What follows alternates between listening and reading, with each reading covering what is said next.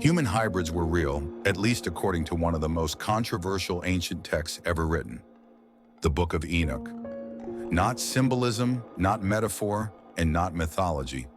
In Enoch's own account, these events are recorded as something that truly happened, a time when the boundary between heaven and earth was crossed, and what followed was unlike anything humanity had ever seen.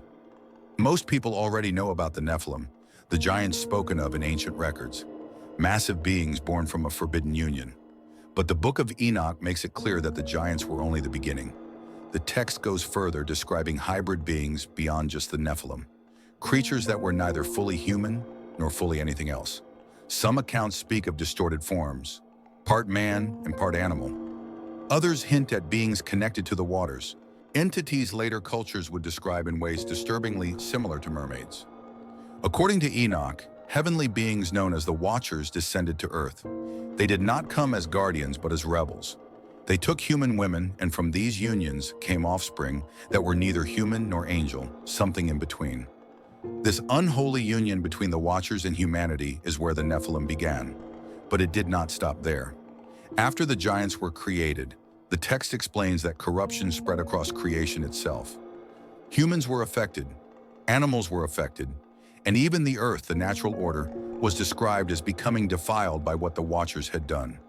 This detail matters because the corruption was not only spiritual, it was physical. Something about this rebellion distorted nature itself, altering what had once been pure. When Enoch presents this widespread corruption as the reason divine judgment was released, not simply because angels had sinned, but because their actions produced a corrupted bloodline that threatened the future of humanity. And this is where the deeper question begins to form. If these hybrids existed, why do we see similar beings echoed across ancient civilizations? Why do cultures separated by oceans and centuries still depict creatures that are part human and part animal? This is where Egyptian imagery becomes impossible to ignore. Many Egyptian deities are portrayed with human bodies and animal heads.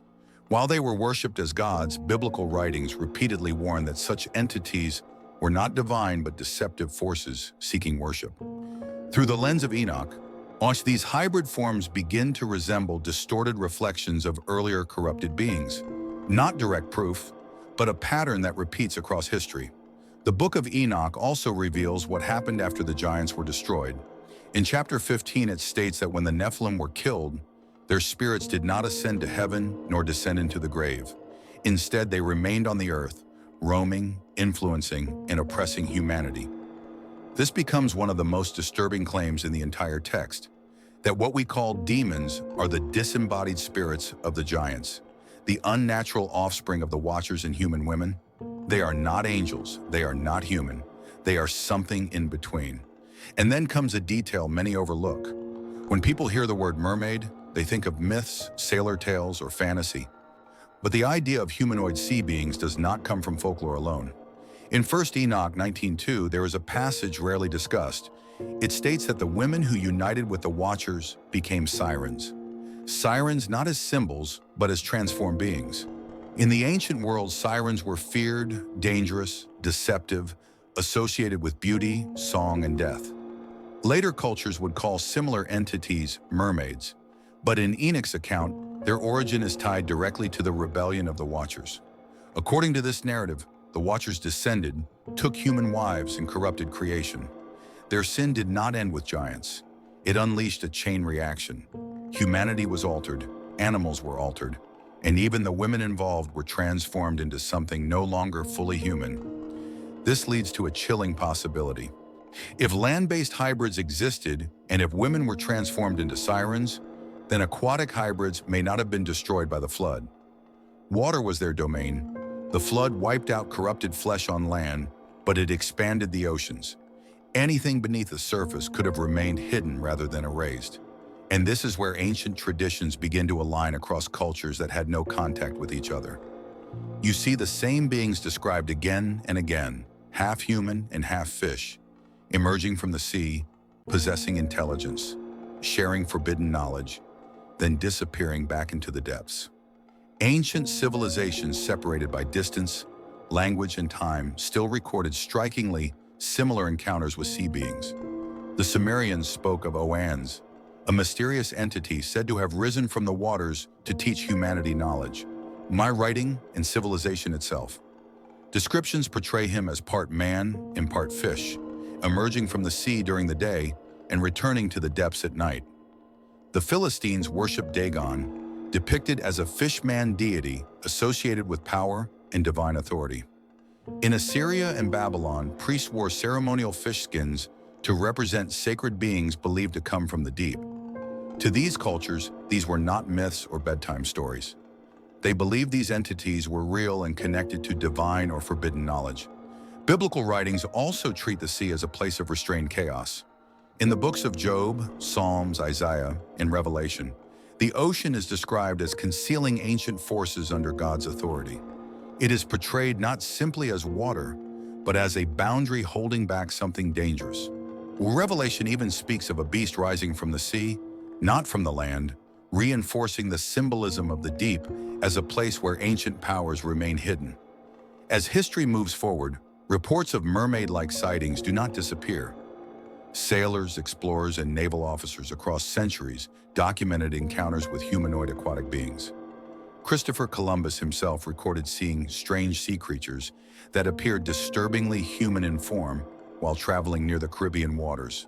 These reports were written in ship logs, not fictional tales. In the 20th century, accounts continued, but this time from trained professionals. Military divers and submarine crews reported sightings of underwater humanoids operating at depths no human could survive without extreme technological support. These encounters were often dismissed publicly, yet the descriptions shared unsettling similarities. One detail appeared repeatedly in these testimonies. Witnesses stated that these beings did not behave like animals. They described eye contact, awareness, calculated movement, and observation. The encounters felt less like seeing wildlife and more like being watched by an intelligent presence.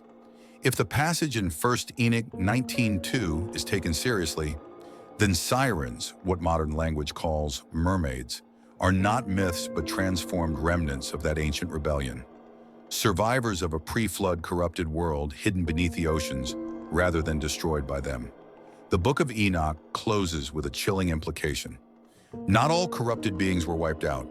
Some were destroyed, some were bound, and some were left to roam until a final judgment still yet to come. When all of these accounts are placed side by side, a darker realization begins to form. The story of the Watchers was never only about giants or ancient rebellion. It was about the corruption of boundaries, divine limits that were never meant to be crossed. The Book of Enoch and the Book of Giants describe a world where heavenly beings overstepped their place and altered creation itself. They changed bloodlines, they altered animals, and they disrupted the natural order of the earth. The result was not enlightenment, but chaos. Many believe the judgment that followed was not driven by cruelty, but containment. The flood was not only meant to erase what had happened, it was meant to stop something from spreading further, or something that had already begun to reshape life on Earth. Yet the text makes one thing unsettlingly clear. Not everything was wiped away. Some corrupted beings were imprisoned, some judged, and some left to wander until the time of final reckoning. This may explain why hybrid imagery continues to appear across civilizations throughout history. Stories of giants, sirens, and monstrous beings that are part human and part something else never fully disappear. They resurface generation after generation like fragments of an older warning humanity was never meant to forget. Ancient writings repeatedly caution humanity to test the spirits, not to be easily impressed by signs, wonders, or mysterious beings demanding attention or worship. Because deception does not always appear monstrous. Sometimes it appears fascinating, ancient, powerful, and even beautiful. And that is where the real danger lies. Whether these accounts are taken literally or symbolically, the message remains the same. Humanity has crossed dangerous lines before, and the consequences were devastating. The question now is not only what existed in the distant past, but whether humanity would recognize the pattern if it began to appear again. If you want to watch more videos like this, visit my channel, Epic Truth Seeker.